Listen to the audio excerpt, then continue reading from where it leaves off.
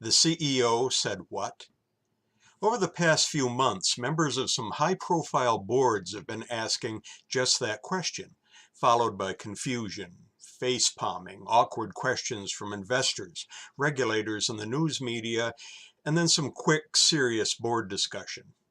Papa John's Pizza CEO and founder John Schnatter dropped a racially offensive term in a corporate discussion, on diversity no less, and that triggered a media outrage storm.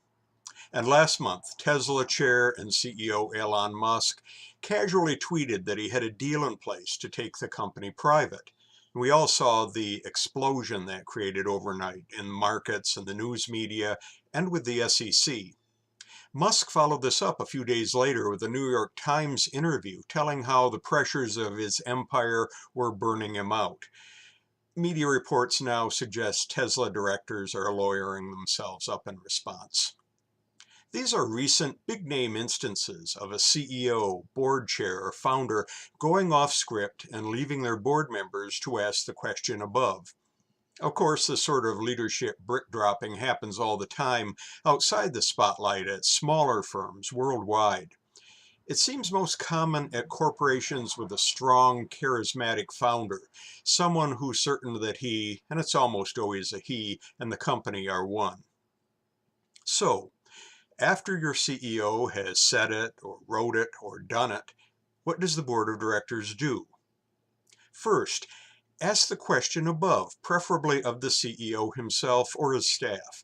What exactly was said and what is the context? What responses are we receiving? Which parties seem the most aggrieved and which the most supportive? Is there potential legal fallout, either from regulators or from investors? Even if the comments don't prove fatal, a situation like this is a good opportunity for the board to prove its separate identity.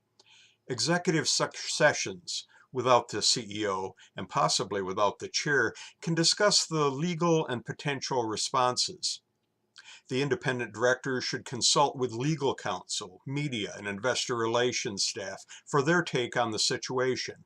Involve these players in shaping a board strategy which may or may not have the same priorities as those of the CEO.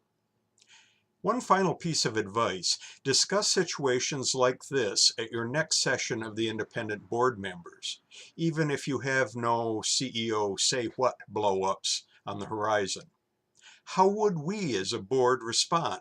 Would we panic? Or could we step up and speak for the company ourselves? I'm Ralph Ward from the Boardroom for September.